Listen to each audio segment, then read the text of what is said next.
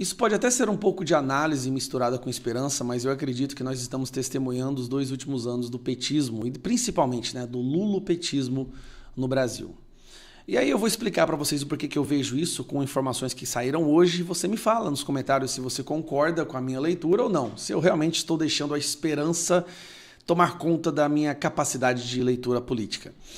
Lula não vai ser candidato em 2026, ele está com uma aprovação de 35%, a tendência é que essa aprovação vai cair ainda mais com os cortes que estão prestes a vir, nós estamos vendo a inflação aumentando, por mais que eles estejam maquiando números, estatísticas, o povo brasileiro está sentindo que viver no Brasil hoje está muito mais caro e muito mais perigoso, levando em consideração que a criminalidade voltou a subir depois de alguns anos de queda. E aí o Lula está numa situação complicada. O PT está numa situação muito complicada. Eu acho que o Lula não vai ser candidato, não porque ele não tem a idade para isso. É impressionante como esse vaso ruim não quebra fácil. Mas é porque realmente não tem mais como projetar vitória numa pessoa que está sendo, nesses últimos 2 anos do seu mandato, está sendo completamente esfacelada pela opinião pública, mesmo com toda a imprensa e a lacrosfera trabalhando a seu favor. Mas nós tivemos várias, as vergonhas internacionais, nós temos as queimadas na Amazônia, os indígenas morrendo, a dengue voltando a matar como nunca antes, as faculdades e as universidades entrando em colapso econômico, corte na educação, bom, e aí veio, sem falar, o que realmente acendeu a luz vermelha para os petistas foi o fiasco que eles tiveram nessas eleições municipais, mesmo estando na presidência. Então, Lula tinha ali uma opção, que era o Guilherme Boulos. Guilherme Boulos levou uma surra em São Paulo. A rejeição do Guilherme Boulos em São Paulo e tudo que saiu em torno do nome dele realmente tira ele como possível herdeiro do capital político do PT. E, obviamente, Lula nunca fez um esforço muito grande de deixar um legado para o próximo. Ele quis sempre centralizar o poder todo na mão dele. Aí ele tinha quem? Uma pessoa que ele pensava em colocar como possível candidata era a Gleisi Hoffmann. Mas a Gleisi Hoffmann, presidente do PT, foi responsável pelo fiasco e não só isso. Gleisi Hoffmann fez o favor, né, de enquanto Lula começou a falar sobre corte de gastos, ela, como presidente do PT, foi lá e participou de uma mobilização de sindicatos e entidades sociais contra o corte de gastos. Ou seja, o Lula precisa fazer o corte de gastos porque ele gastou demais, o Brasil está quebrado. E o que ela faz? Ela vai lá e se posiciona contra o presidente dela. O presidente Lula ficou contrariado com a deputada Gleisi Hoffmann, comandante do PT, por ela ter endossado um manifesto de movimentos sociais e partidos políticos contra o pacote de corte de gastos em gestação no governo.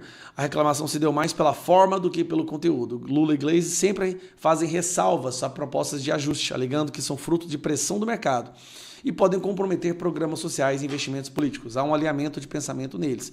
Só que ela foi publicamente, junto com movimentos sociais, no momento em que o Lula e o governo percebeu que o Brasil quebrou e essa quebradeira vai começar a ser sentida na mesa do brasileiro, no bolso do brasileiro, nos próximos meses. Tanto é que, se eles não fizerem um corte de gasto, o dólar vai passar dos R$6.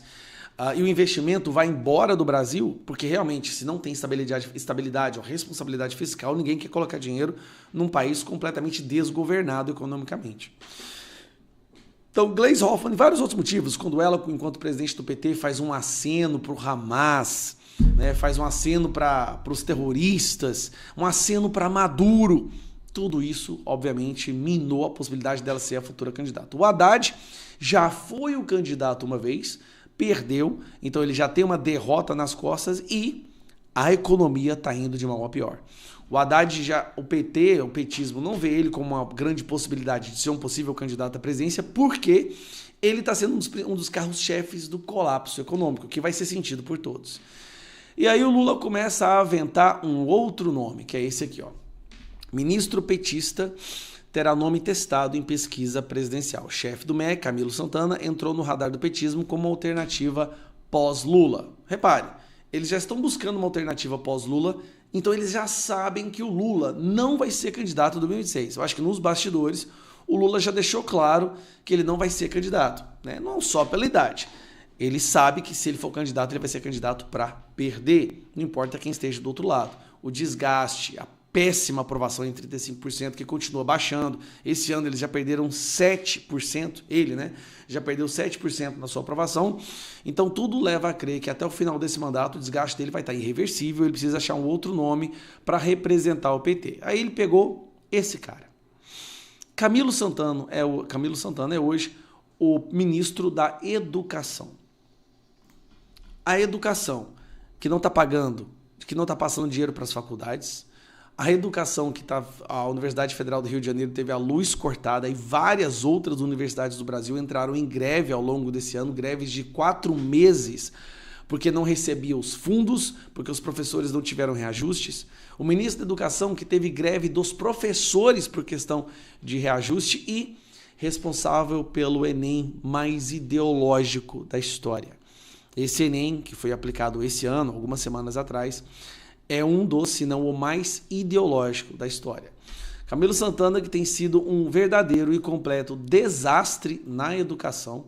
Tanto é que hoje eu volto a dizer que é muito mais seguro você educar o seu filho em casa, com o que você sabe, do que colocar ele numa sala de aula no sistema de ensino brasileiro e receber de lá um militante cheio de ódio, que te odeia e quer a sua destruição. Então, ele escolheu, do ponto de vista ideológico, esse é o melhor candidato. É aquele que carrega mesmo toda a podridão da ideologia no seu coração e está aplicando essa podridão, inclusive, nas crianças e nos jovens do nosso país. Um verdadeiro colapso, né? Então aqui diz a matéria.